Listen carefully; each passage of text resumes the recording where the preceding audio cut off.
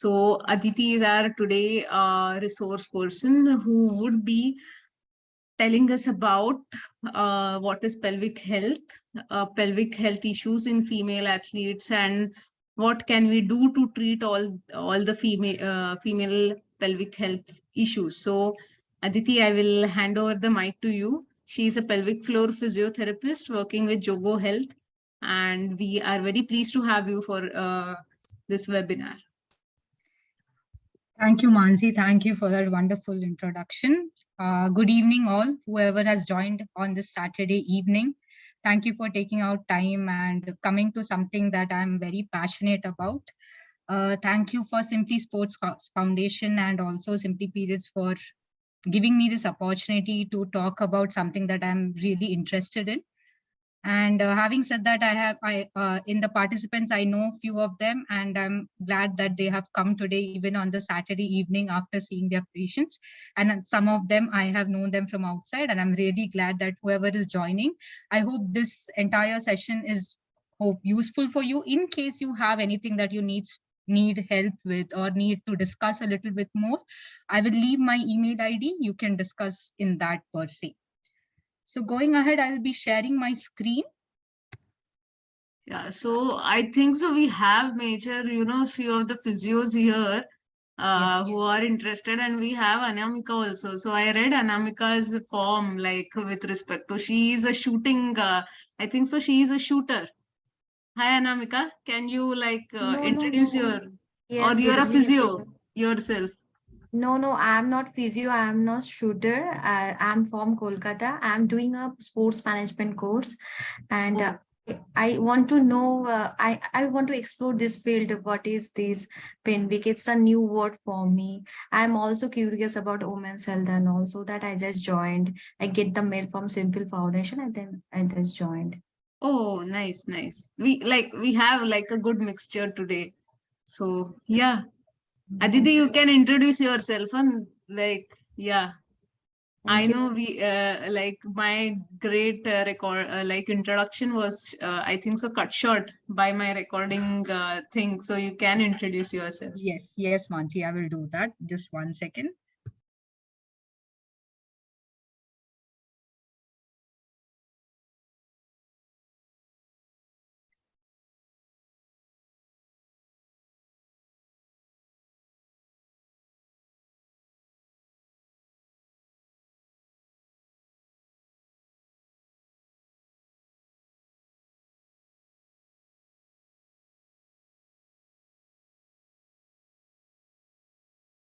Is it fine?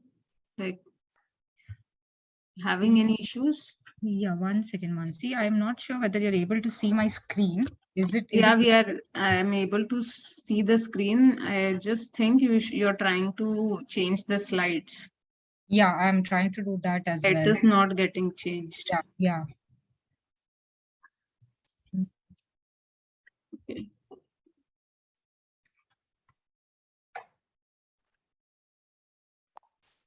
Should I share the screen? Yeah, that would be great if you could do that. Okay.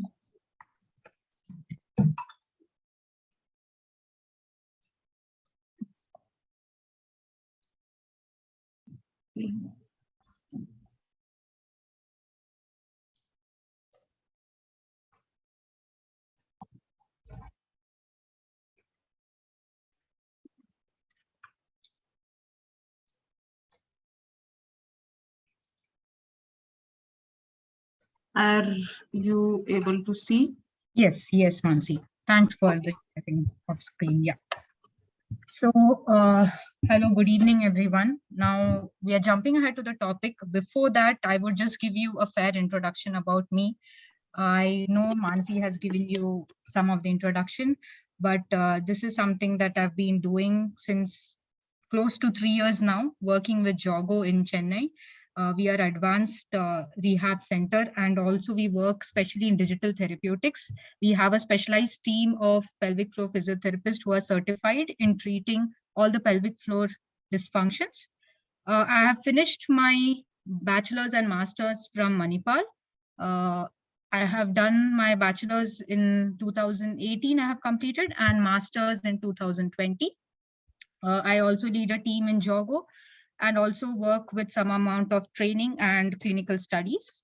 I'm also a gold medalist in my master's and an all-rounder awardee from JOGO. So pelvic health is something that has always interested me from the time I have been doing my master's. And that's how I ended up in seeing that many people are suffering through this, but not able to find a right direction. And in India specifically, we are not able to come up and speak about it. And that's how I got an opportunity to work in JOGO, and I have joined there and been working with an excellent team for past 3 years. So going ahead, what is pelvic health? So generally, when we talk about pelvic health, most of the time we think that, just passing stools or holding stools or passing urine and holding urine is the only thing that is related to pelvic health. But I would say that pelvic health is something that has to do with functioning and management of both bladder, bowel. Bladder is something related to urinary region. Bowel is something for your motion region and reproductive organs. So anything that has to go in hand has to have proper functioning and management. And this also has a lot to do with your entire body, which is very interesting to know. And we shall see how this affects each and everything in the body. So this is a small quiz for everyone who is here. Can everyone like chat put it in the chat box or something, where if you have something, or you can just unmute and tell me. A pelvic floor physio is one of the only 4 types of health professionals trained to assess the internal state of pelvis. True or false?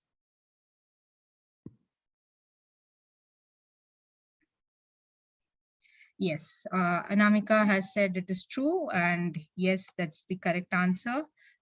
And yes, Indu and Tanaz, yes. So anybody can tell me who are the rest 3?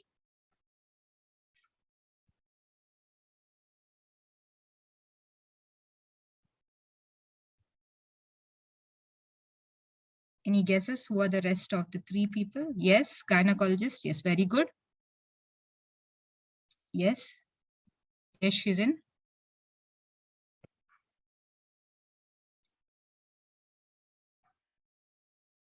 Okay. Urologist. No, not specifically. Gynecologist, yes. Yes, very good, Vignesh. Gastroenterologist, very good. And one more. Yes, urogynac, yes. Yes, general surgeon, yes. So when we talk about this, as an allied health professional, we are one of the people who can actually assess the internal pelvic floor.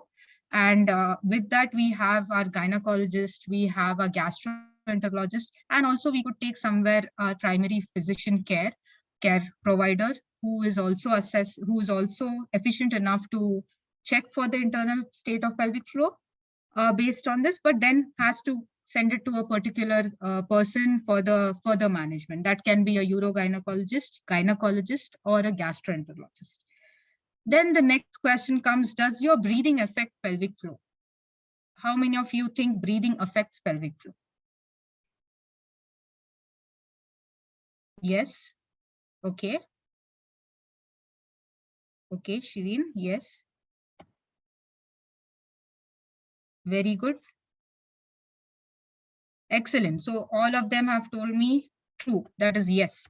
That's correct. So how it affects, we'll go ahead and see. And why it is so important, why I put it in this is something that, we all have to learn back while we leave this session.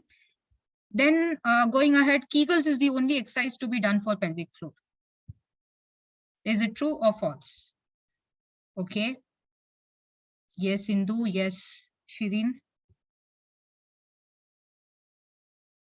Good. Yes, Indu.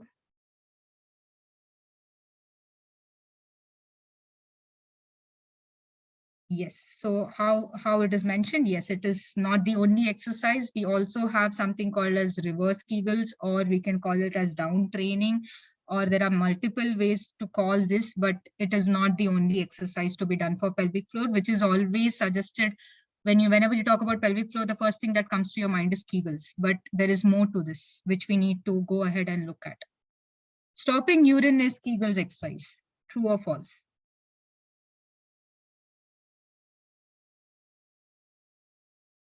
Yes, Sindhu, yes. Yes, Sharon.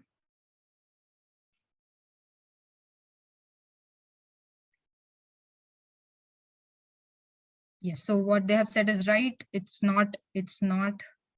Yes, stopping urine is not Kegel's exercise. So if anytime you're trying to speak to your patient or your client or your athlete, whoever it is you're training, make sure that you can give them it. You can give this once as a clue, but not to be done in a regular fashion. And another thing is stopping your urine to do the Kegels is not yes. So Kegel's exercise, yes, I can explain that to you, Mansi.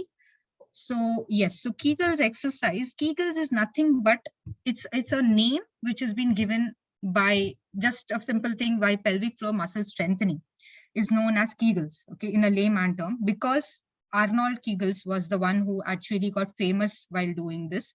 And from that, the name came in. It's just how you train the muscle, that's muscle training. But here, when we do this, there is a lot of mechanics involved, which many of us might not be doing in a correct way, even while training or even while, performing a sport or while simply just sitting and trying the exercises. At that point also, we might not be using this exercise in a correct way. So how to do that correctly or efficiently, I'll be telling you as we go ahead in the slides. So good. Now, whoever has answered everything, very happy. Mansi, can you change the slide?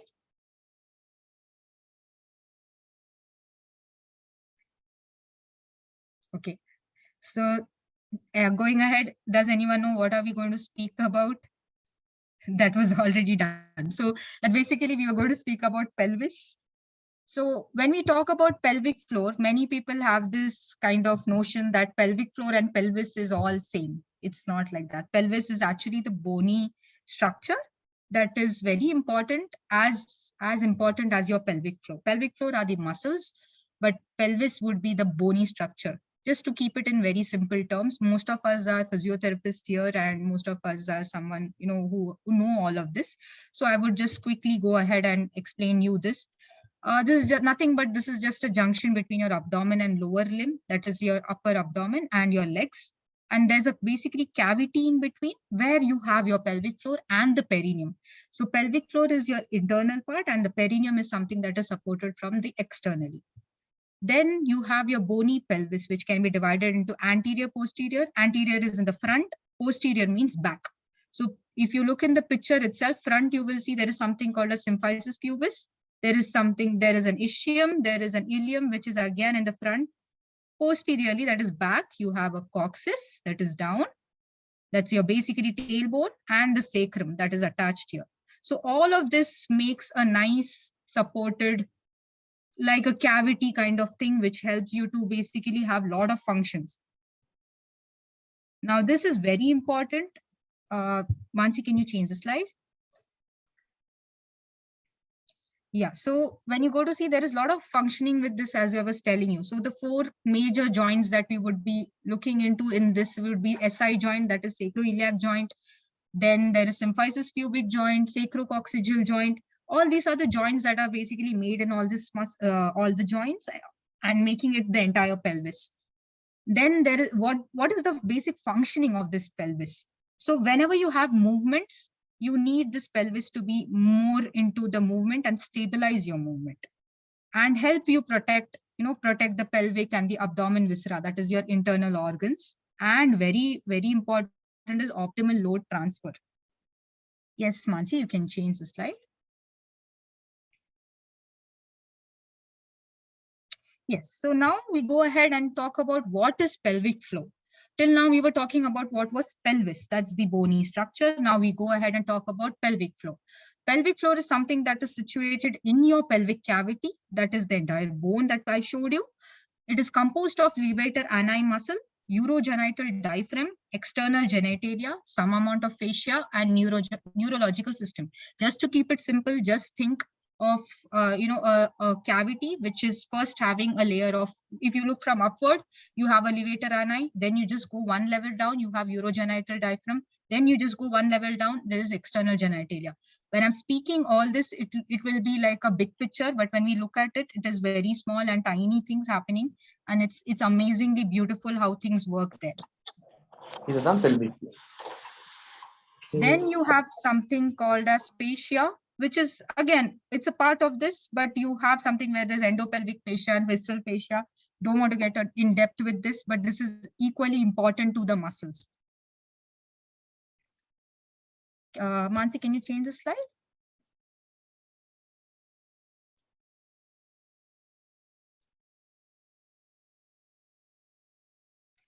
Yeah, so now what I was talking about, now what happens to this pelvic floor? Now, if I look from up, okay, so I was talking about levator ani muscle. So there's this three muscles, that is pubococcygeus, iliococcygeus, puborectalis. Now, these muscles have certain functions in the body. So when you talk about all these work together along with coccygeus, piriformis and obturator internus, both of them are external rotators of hip. Coccygeus again has a supporting role to this, which works again with the coccyx movement and stabilizing your entire pelvis.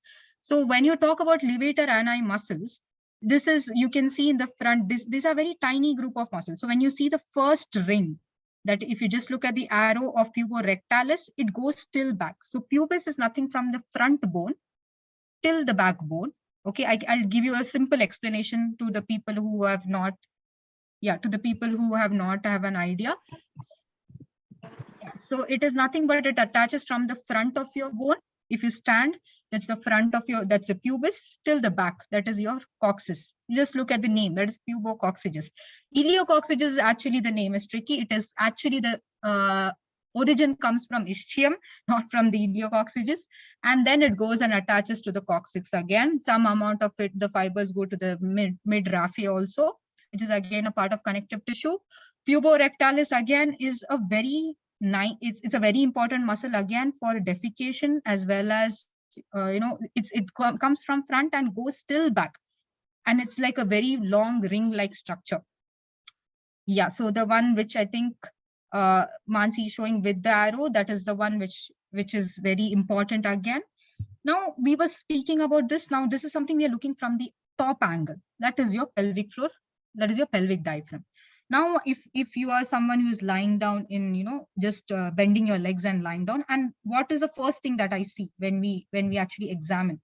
That's your external pelvic floor or your external genitalia, where your bulbospongiosis, ischiocavernosus, all this comes. So yes, now when I'm looking at this, can you look at this part where, yes, Anamika, yes. What I would do is, you can type your questions here. I would reply to this at the end of this so that we don't break the entire routine. So yes, I will explain you all of this.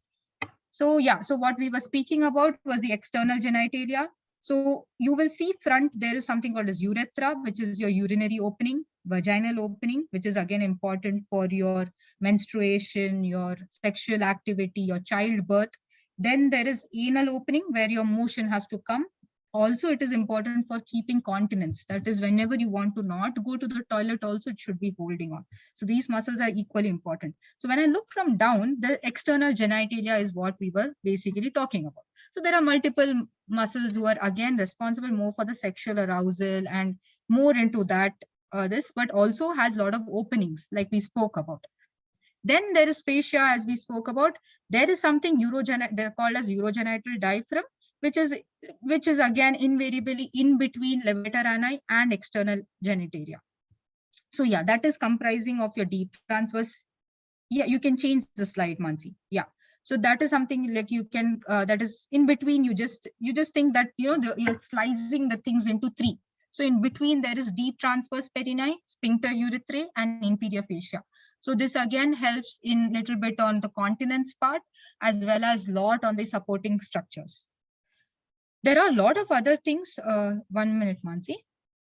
Yeah, so the ligaments and the nerve supply, again, whatever is mentioned is very basic ones. There is much in depth to this, but the major ones are sacrotuberous, sacrospinous, and iliolumbar. Nerve supply is majorly by pudendal nerve and sacral nerve. Yes, Mansi, you can change the slide. So now comes the function of pelvic floor. So is everyone able to see my video? Mansi, you're able to see me in the video? Yes, ma'am. Yeah, okay. So so here I have made, this is something, I'll just explain so that it's very easy for us to understand. So I just kept this as a mask basically. But when you have a patient who, or you have a client, or you have an athlete who you just want to explain them what is happening, then only they understand why we are talking about all this. So when you talk about pelvic floor, it is actually, just think it is attached from front to back. It is actually like this. It actually is like, dangling like a trampoline. It has a very strong supporting structure. So what it does is, now if it's holding here, now front there will be your bladder, center there will be uterus, back there will be rectum. So when you talk about bladder, it has to come down as urethral opening. When you talk about uterus, it has to come from the vaginal opening. Back, rectum, that is your anal opening. So what does it do? It first supports the structure. It gives stabilization to your sacroiliac articulation, which is back, which we saw in the pelvis. Then it gives you continence, and that is again sphincteric control that we spoke about. Parturition is nothing but your childbirth. Sexuality, again, this is again a very interesting thing which most of them don't speak about, is breathing and posture. So it's very important, breathing and posture, and it should be included as functions of pelvic floor. That is what is most of the new articles that say. I will tell you why it is being told like that in the ahead slides. So when you look at this blue color structure, see, look, that's how it is supported, very well supported, like you can just see like a boat or like a trampoline, from front to back, also from side to side. Where you actually sit, it is also near your sit bones, also it will be attached. So it will actually give a nice supporting, firm support to all your organs. Mansi, can you change the slide? Yes, now comes something where, abdomen and pelvic floor, and some of you were asking me how the back pain comes and how it is connected to, pelvic floor. So now when you talk about pelvic floor, and this you can also relate to an athlete as well as your normal client, as well as yourself, or in your house, whomever you are seeing with multiple issues or having other problems as well. So when I'm talking about pelvic floor, always remember pelvic floor as alone doesn't do much things. There is everything that is connected. So right from your atla till the last foot of your joint, everything is connected with fascia. So if there is problem somewhere, the other thing gets overloaded. So whenever you see a pelvic floor patient, or if you see a pelvic floor client, always assess your abdomen, assess the back, even assess the breathing, even assess the knee, ankle, even that is important. So why is this? Now, when you look at this, there is I have mentioned 4 players together. Okay, so just imagine there's a box. So the box is basically from, if the front is your abdomen, okay, back is your back muscle, that is your multifidus, it's one of the deep muscles, and down is your pelvic floor, up is your diaphragm. Okay, so it's kind of like a box. Okay, but these are called as your core. So whenever we tell core, most of the time it comes as your abdomen only. We don't think about pelvic floor. Most of us just forget what is pelvic floor. And not many of them actually train that unless and until they know about it.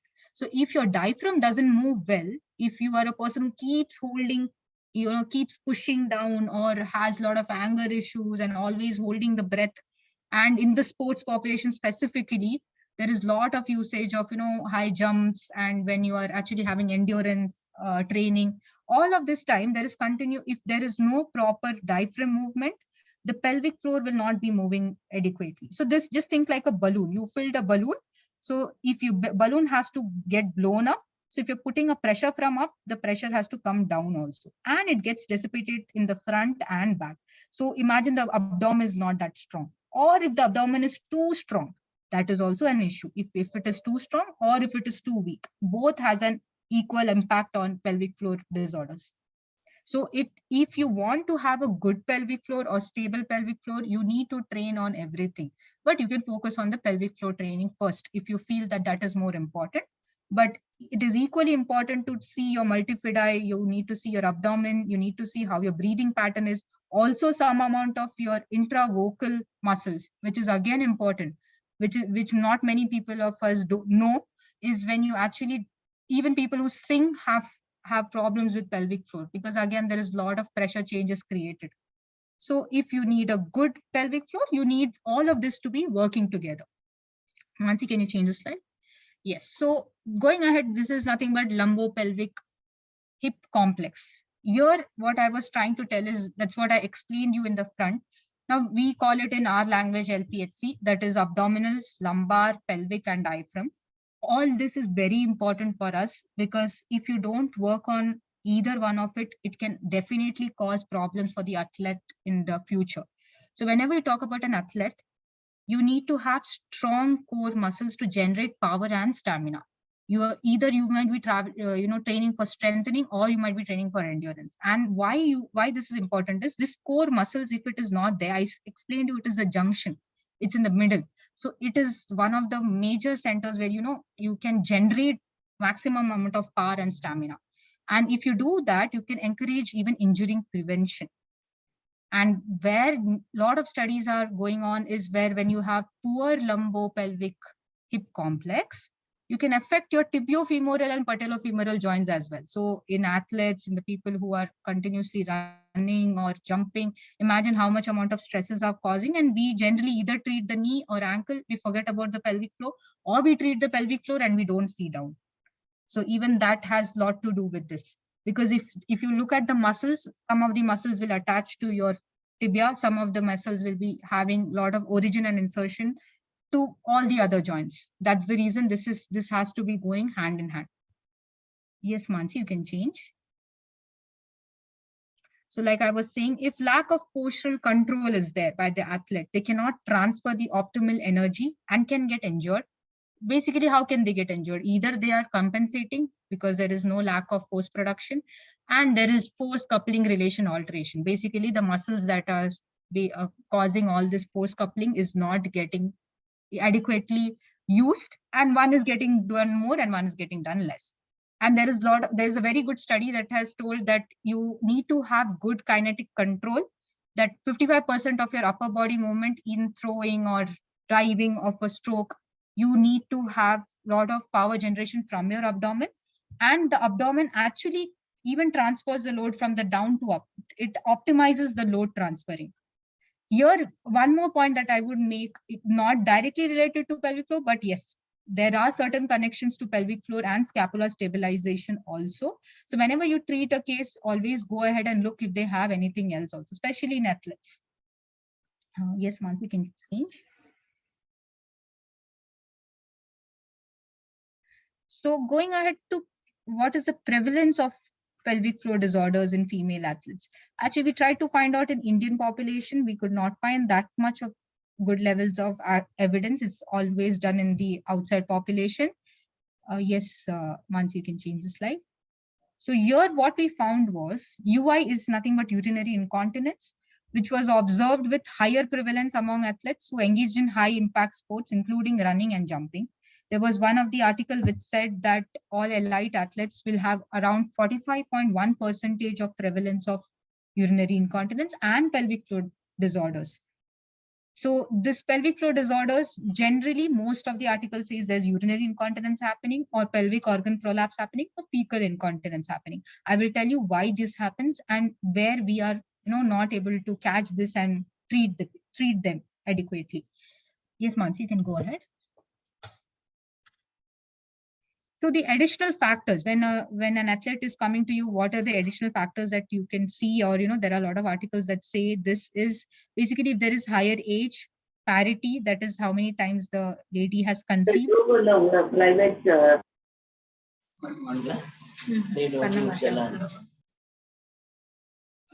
Yeah, so, and the number of vaginal deliveries, which is associated with urinary incontinence. So higher parity means more number of vaginal deliveries, they say, and that is associated with prolapse, even not in the athletes. We see it in the normal population also. So obstetric injury or obstetric factor is one of the major factors. Then you have age, BMI, and obstetric history, like I told you. So this all is recent evidence that says that, when you look at an athlete, you need to ask all of these things also. Yes, Mansi, you can change. So we'll go ahead and see what are the demands of high impact sports on pelvic floor. So like I was explaining to you, now when we talk about high impact, there is like jumping, gymnastics. What happens is this continuous, imagine you're continuously doing an activity, okay?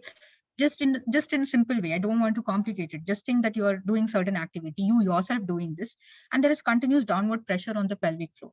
Now imagine when you want to land, or you're training a athlete to land. So when you're doing single leg landing or double leg landing, when you do double leg, it is shown to have more effect on the pelvic floor.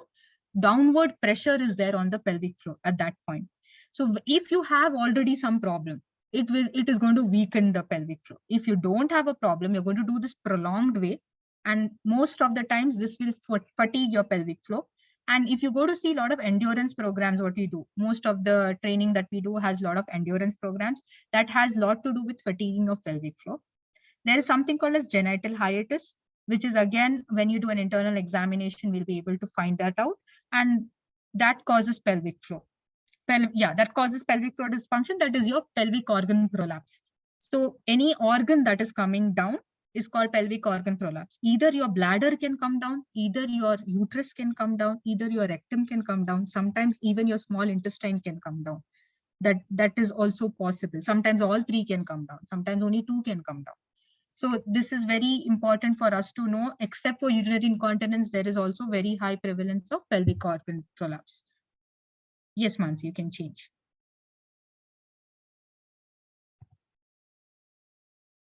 You can change, Mansi. Yeah.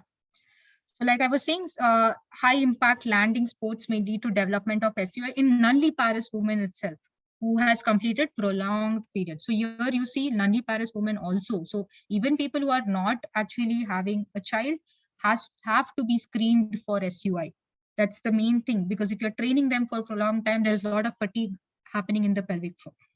So high intensity activities are considered a risk factor for pelvic floor dysfunction because of the increased intra-abdominal pressure that occurs while running or landing, which overloads the pelvic floor. And that's how, basically you don't have the efficient contraction of the pelvic floor when you do this. And that's how you overload that muscle. Yes, Mansi, you can change.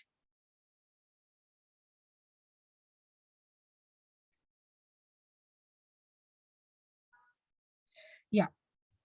So there is one question, I think so. Anamika has raised a hand. So can we take a break and just address the question, because anyway, it has become a bit intensive. So sure. Anamika, you can unmute yourself and ask the question. Yes, Mansi, thanks.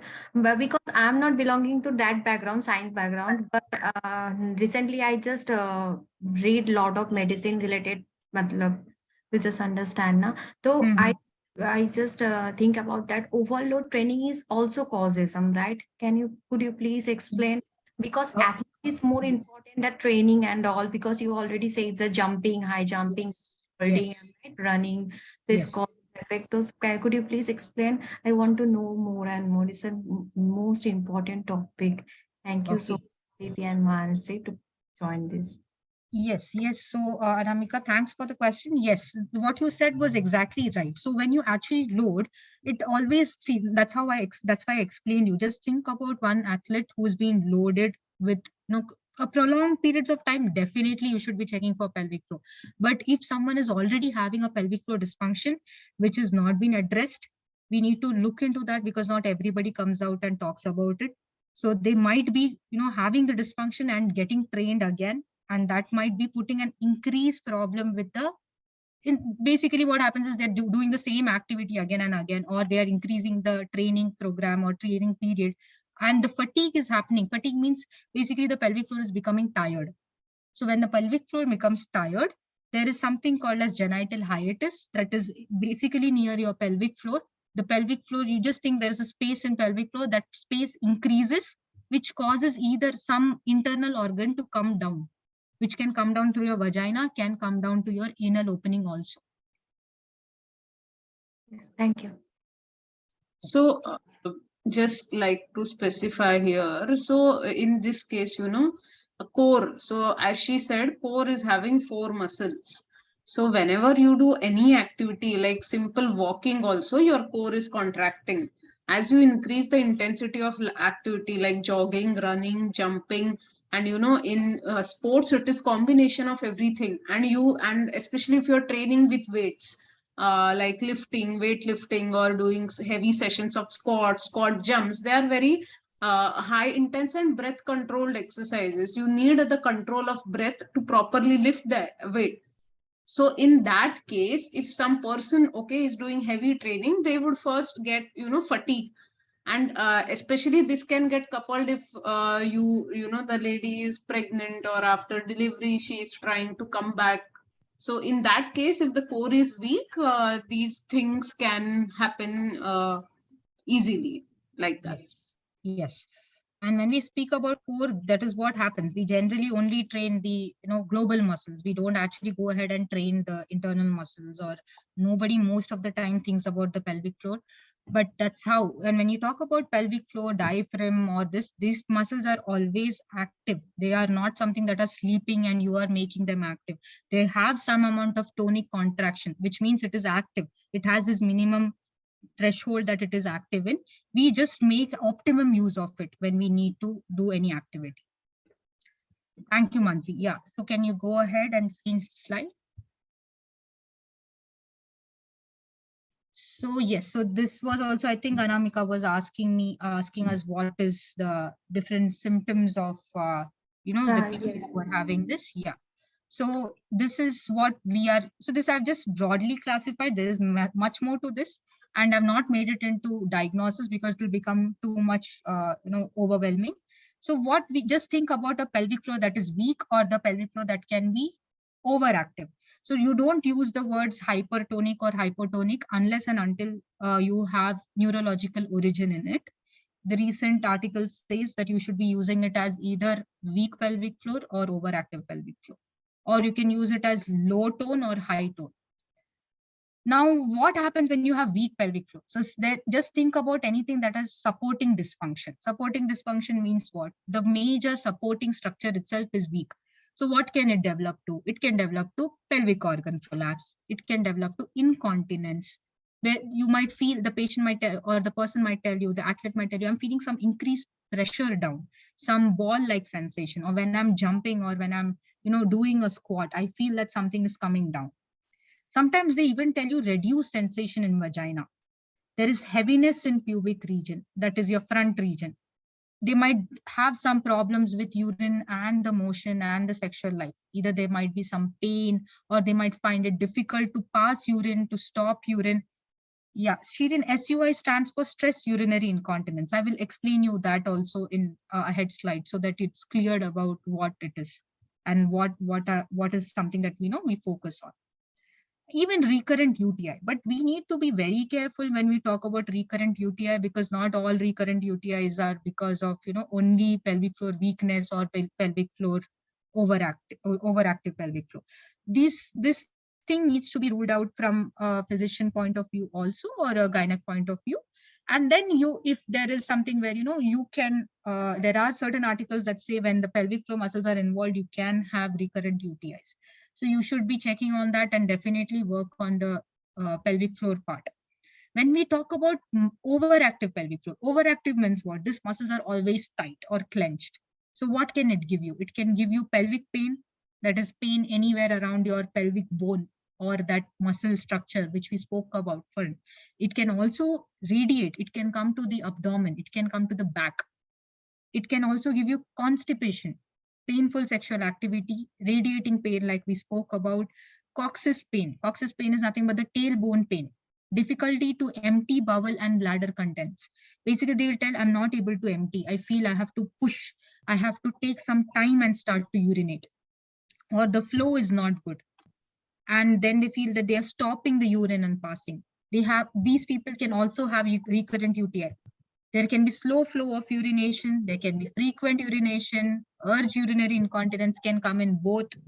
And then there is hesitancy. Hesitancy means basically they feel, so in athletes, this is very common. There is a lot of articles saying that there is hesitancy that is present. That is basically the flow keeps stopping and coming, or the initiation of flow is not that great.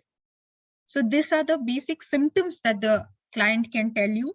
And that's where you should have the, signal coming in that there is something going on wrong and which we need to address.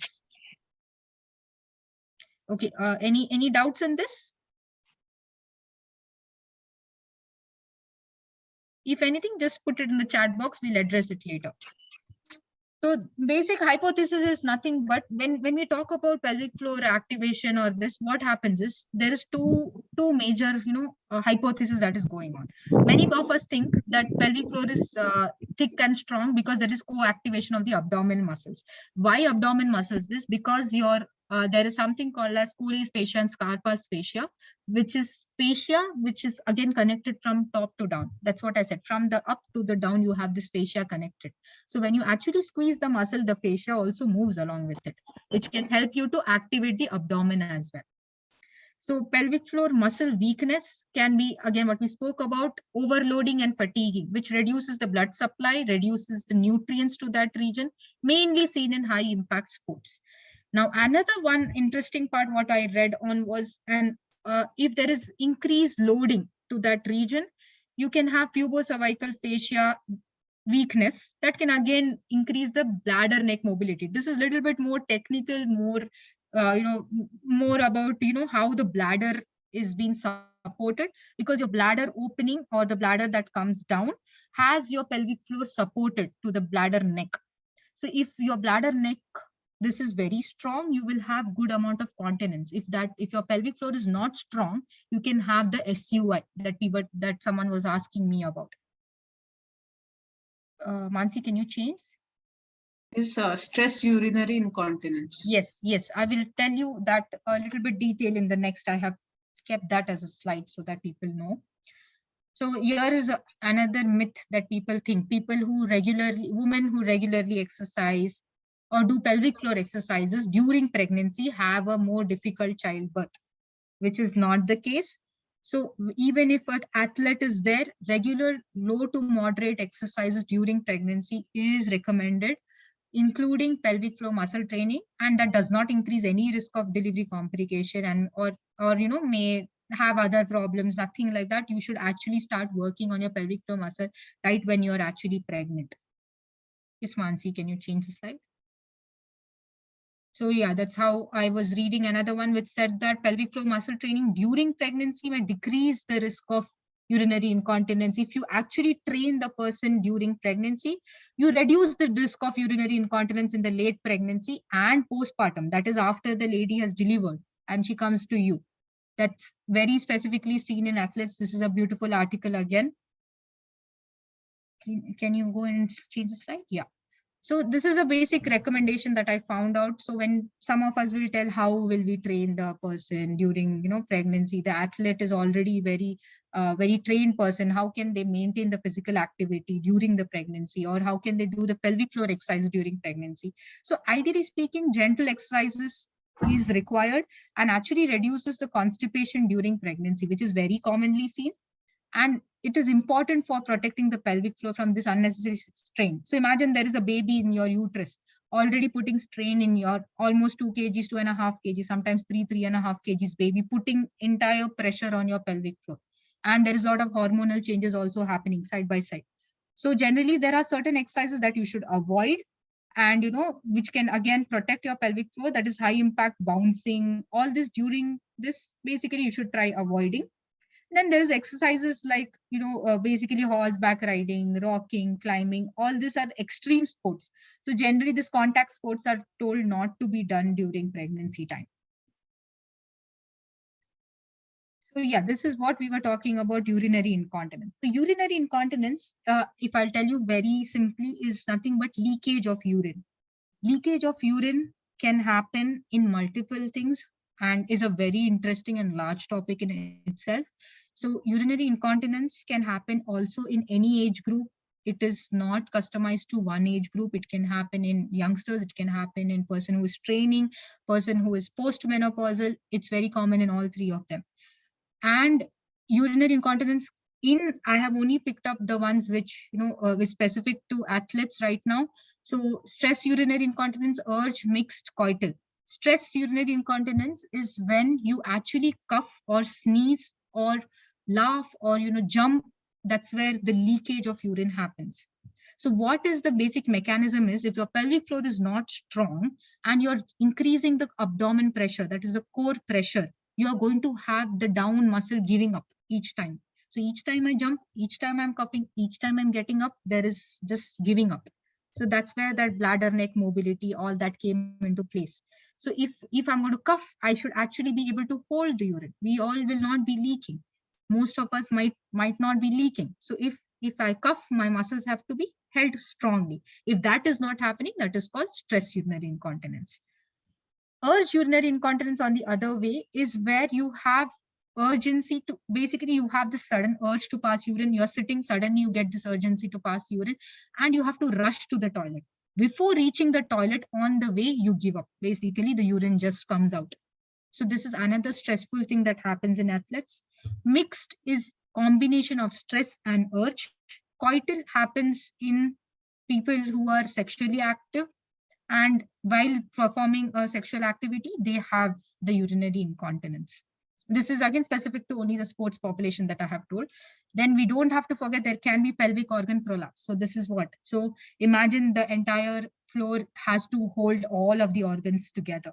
Imagine an athlete, even imagine an athlete coming to you post-pregnancy also.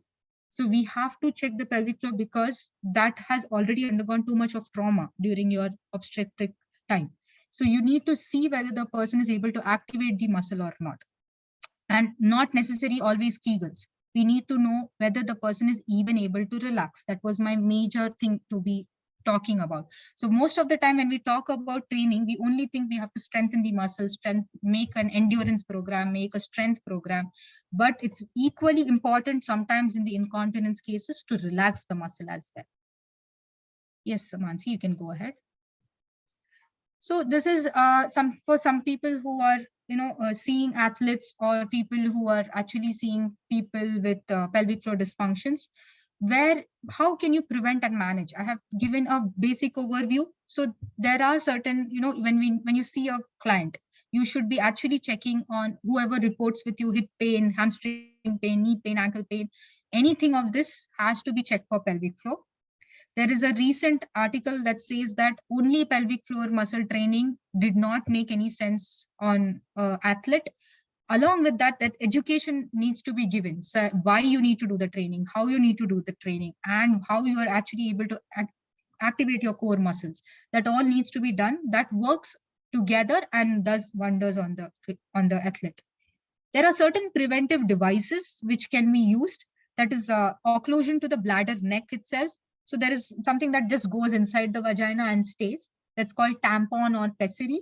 So there is this company that is Contiform that makes that. So these people basically, when the athlete is having some jumping activity or very high intense activity, they can actually use that and train themselves. They're just blocking that part from from getting overused. And there is certain incontinence pads, which is again designed for bladder leakage. So this is again supported mums, which is again very easily used in people who are postpartum. And wearable devices are also present for sports population. So it's just like how you're wearing a pajama, is just like that. It just goes and fits properly to that region, gives a stability to the entire pelvis region, and it also gives you some amount of signals to use the pelvic floor muscles. So this is how you can treat and prevent. So having said all this, you should always know when someone talks about this, or we ourselves might be facing this at times, there is not something like, no, we can't do anything, or the urinary incontinence, we can't do anything. There are experts in this field who are actually really good in treating this. Mansi, can you change the slide?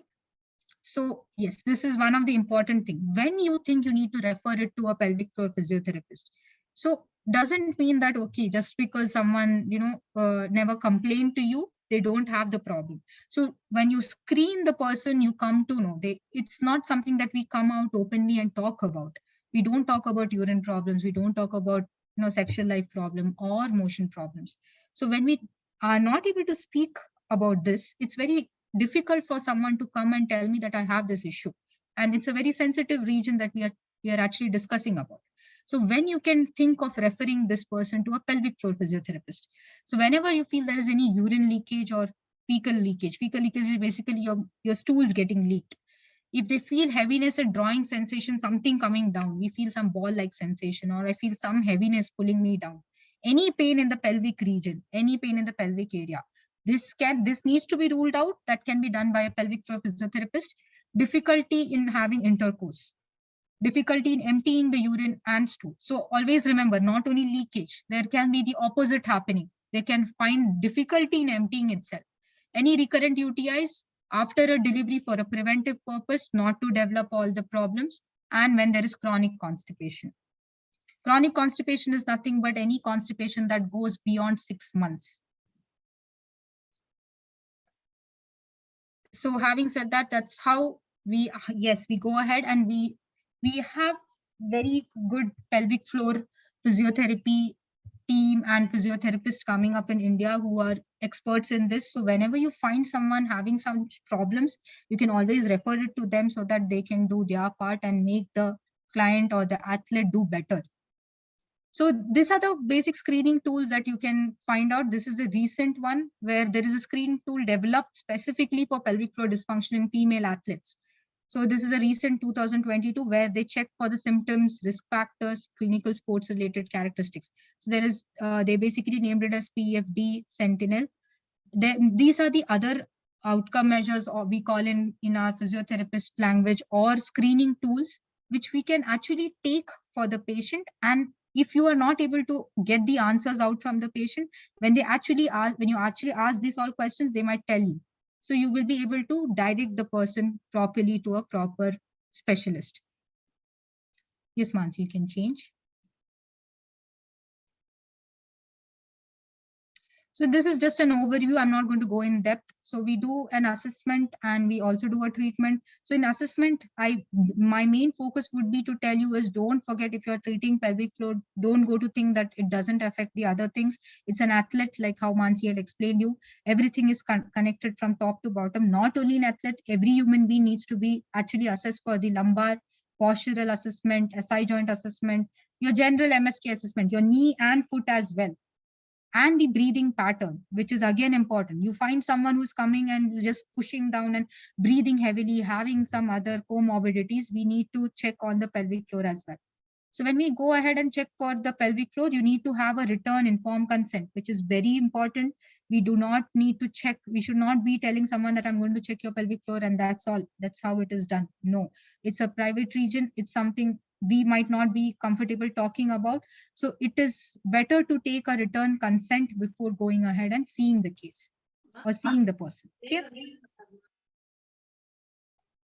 Okay. Then the treatment approaches, what I have put it as a basic chunk is what we spoke about, the Kegels, what you people were asking me, that is pelvic floor muscle training, or we speak as down training, that is relaxation exercise. It can be done with or without resistant devices. So you can use a vaginal cone in certain cases. In certain cases, you can use probes. You can use different things to train the person to use the muscles better. There is biofeedback. There is good level of evidence in both of them now. Bladder and bowel retraining, estrogen, not, we cannot do much, but we can refer the person to a proper medical professional who can do that. Preventive devices, like we spoke about, that we saw certain, there are certain pads available or certain blockage devices. And also there is manual therapy, which we always use in our day-to-day practices. And yes, having said that, as Mansi asked me, how do you actually activate the pelvic floor is very interesting. Most of us, when we tell pelvic floor activation, we just tell squeeze and relax. No, that is not how you activate the pelvic floor. Always remember, if you squeeze and relax, you're going to breath hold and do this, and you're going to use all of your muscles. So when you actually train the case, you need to know whether the isolated function of the muscle is happening or not. For that reason, you should be actually getting it done to or sent to a pelvic floor physiotherapist who will be an appropriate person to train the individual for that. But having said that, you should always train the person while breathing out, not while squeezing in. When you breathe out, you need to squeeze the muscles in. So here I would like to conclude by saying that whenever there is a girl, you have a beautiful mind, a woman with a very good attitude, and a lady with a strong pelvic floor is important. Thank you. If any questions, you can unmute and ask me. Yeah. And also, if possible, can everyone just, also show the faces? Like, we will take a picture if everyone can, switch on their cameras for a while. That would be great. Please.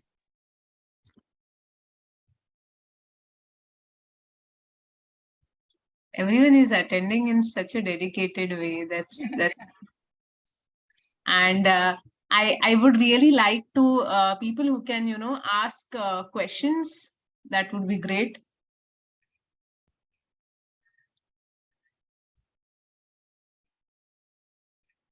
I would also leave my mail ID down in case you are not comfortable asking it in this open forum. You can definitely send it back to me in an email so that I can get back to you. I'm always available for that.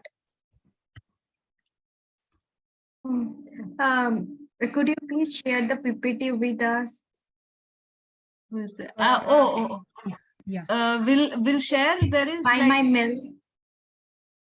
Anamika, we have this, the whole recording would be saved. Okay. On the website. Yeah, you can access the recording. No issues for that. Yeah. All the recordings are saved. You can obviously on website, you can access the resources. Also, there are like few websites. We are designing our website, where basics of everything would be there. Where the population can access the basic education, like how we say educational literacy. We need first physical literacy for sport, and also reproductive literacy, which is knowing what when to go to gynecologist, what are the issues. So we are preparing a module where we can educate on these aspects. So that is there, but there are countries like Australia, UK, they are already doing that. Like they are putting out resources, because it becomes very difficult at grassroots to train, to educate each and every person. So they have designed modules where, you read this content on pelvic health, or see few videos, and then go to a gynac or a nearest healthcare provider, which is pelvic physiotherapist or whoever knows this stuff. So yeah, there are like we are trying to build, and everyone has with respect to internet has like good access now. We should make a really good effort to access the resources. But that aside, I know it's almost 7:05, but can anyone have any questions? Please unmute yourself and feel free to ask the questions. Hi, Aditi. This is Dr. Indu. I hope that you know me. Yes, hi, Indu, ma'am. How are you? I'm good, ma'am. How are you? I'm good too. So this was really very nice session, and you included everything very nicely. And indeed, it's very important part of the healthcare, which is least addressed, but it's very important to address it. And I'm good that you are doing it. So I just wanted to add few points here. That there is myth also that since I am along with the pelvic health physiotherapist, I'm menstrual and sexual health educator also. So what I have come across, that there are some myths also, like the urinary incontinence during the sports is normal. That is why also people are not reporting it. Well, they even don't realize that it is actually a problem. And the same way, if we talk about the athlete triad, then also there is myth that the athletes, those who are not menstruating, they are very elite athletes.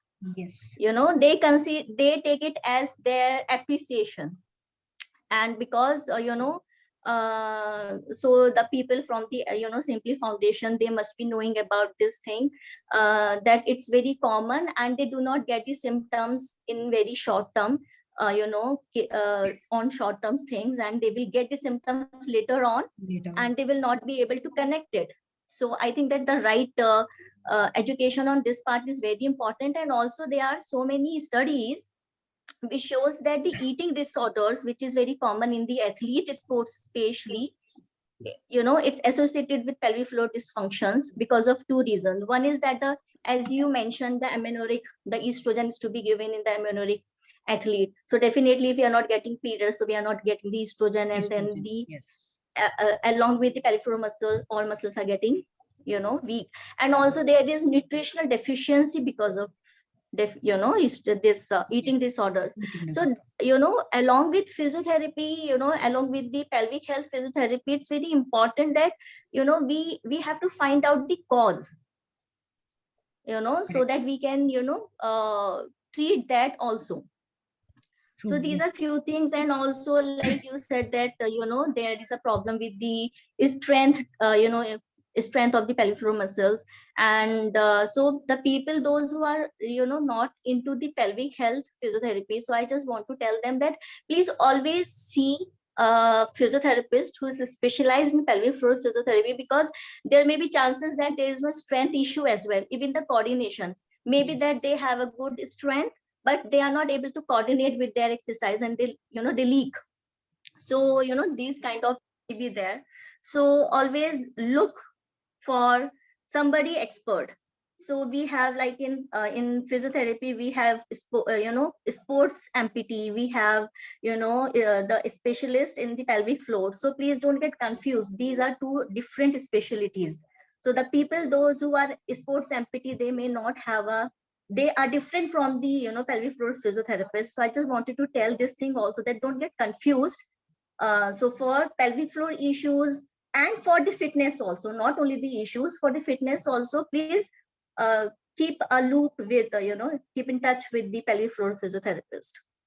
So these are just the few adapts from my side.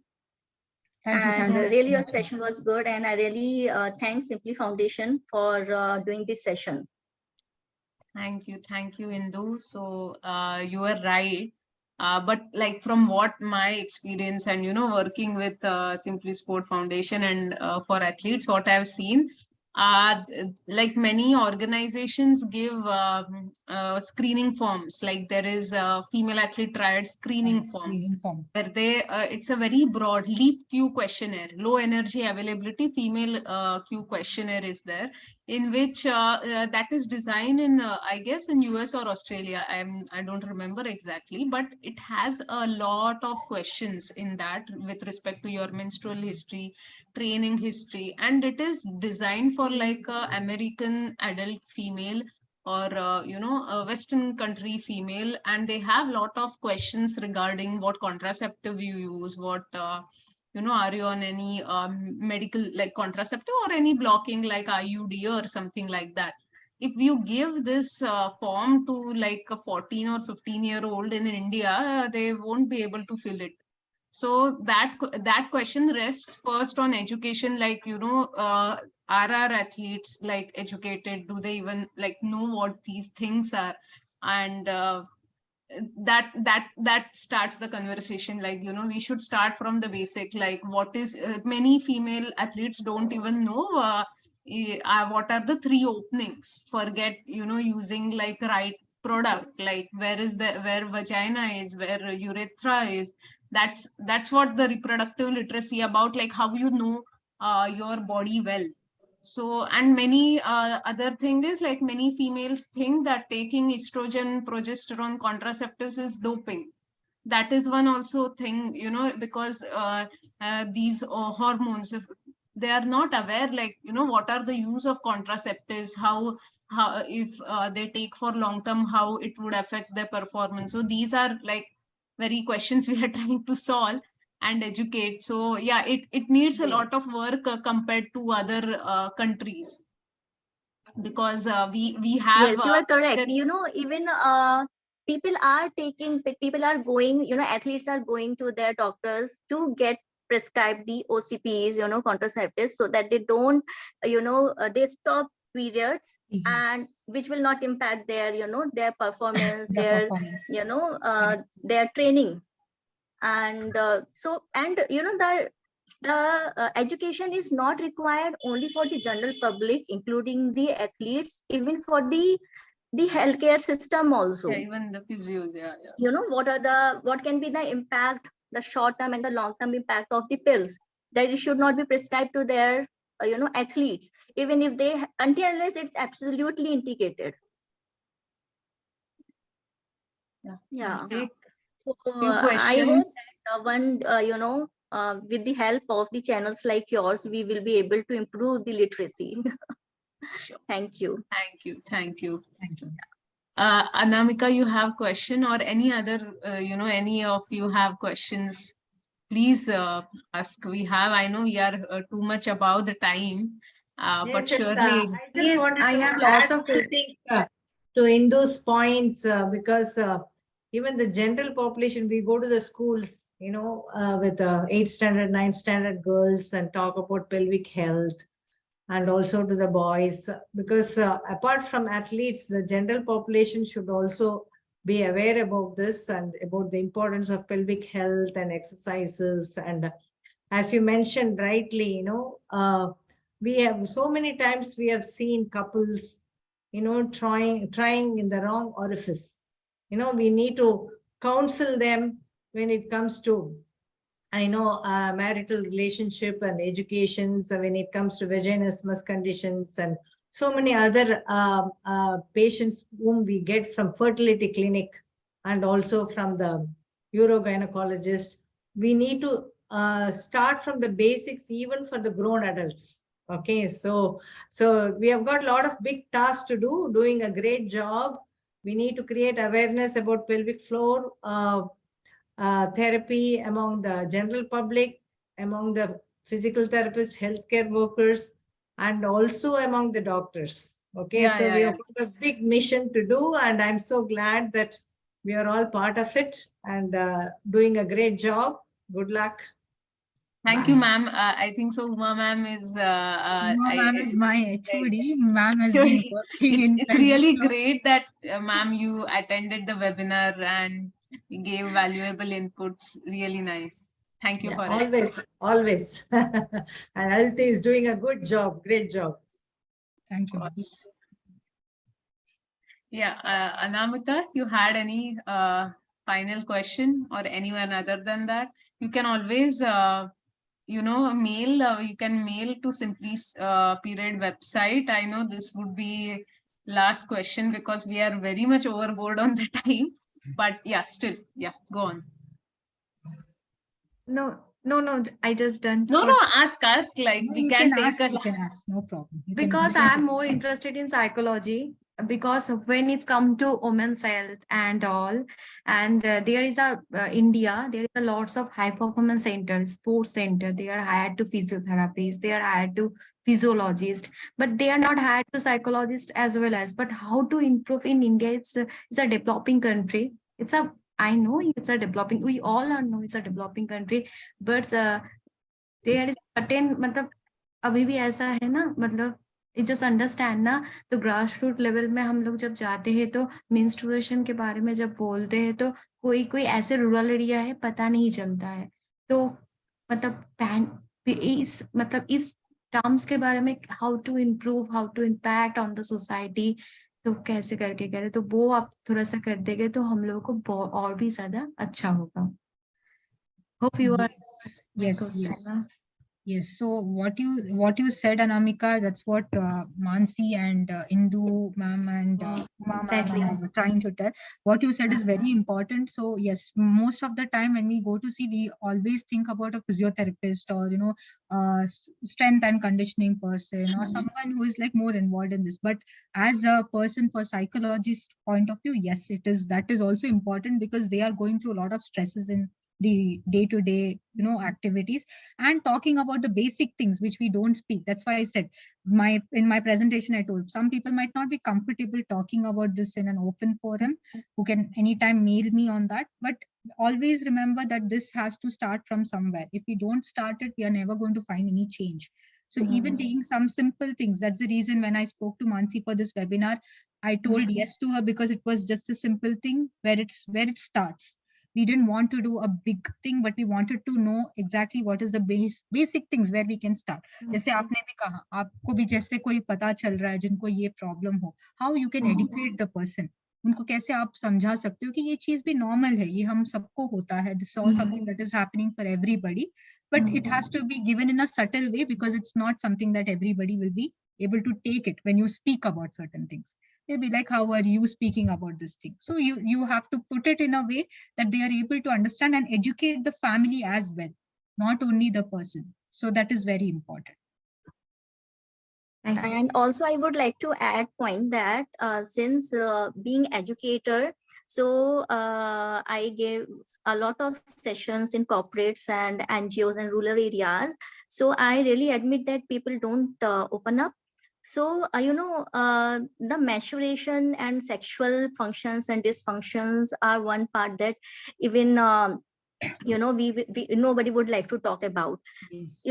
I think that the first approach should not be to create the awareness. First, try to gain their trust.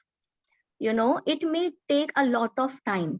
Just talk about the different things.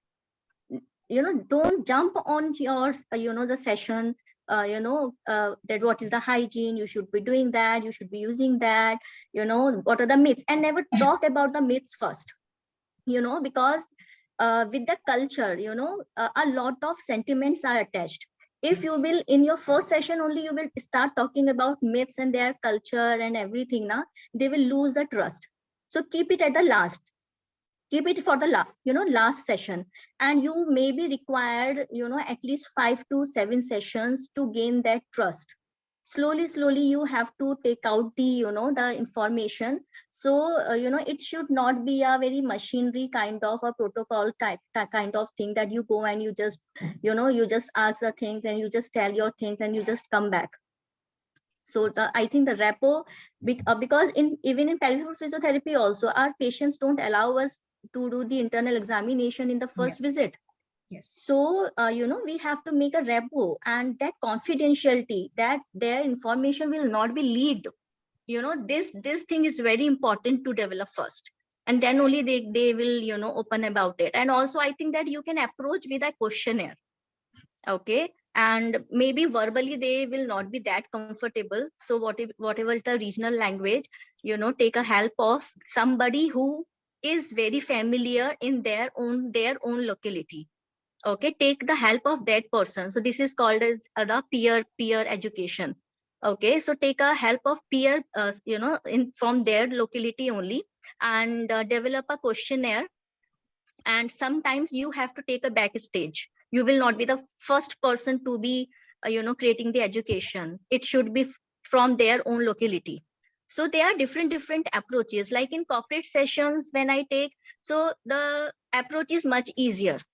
Okay, but in the rural areas, you have to be very what should I say, you have to be conservative to apply your yes, conservative, techniques. and you have to be very attentive, careful about your words and everything. Yes. Yes. Thank you. Thank you So so I much. have just put the link to the feedback form. Everyone, can give us your valuable feedback. And we would like to have, there are many extension of topics. Like this is just the start. There are many other issues, many other type of people. Like someone had asked, like question on spinal cord injury patients. So spinal cord injury patients is like a big milieu you have to solve, and it is whether the spinal cord injury patient is exercising, non-exercising, at what level the injury is. So we can have a separate session on that, because it's a very big topic itself. And now people in India, Paralympics are getting good traction, and people are like Paralympics are someone who are getting more active, so they might have, face these issues a lot, and we would require a lot of pelvic floor physios in future to bridge the gap in issues faced by them. So surely we would keep that topic in mind, and we would have definitely, it's a great topic to have a conversation on. And yeah, thank you everyone. Thank you, Aditi, and of course JOGO Health for spreading this awareness and contributing to our workshop today. So thank you. Thank you, Mansi. Thanks everyone who joined. Anybody has any questions can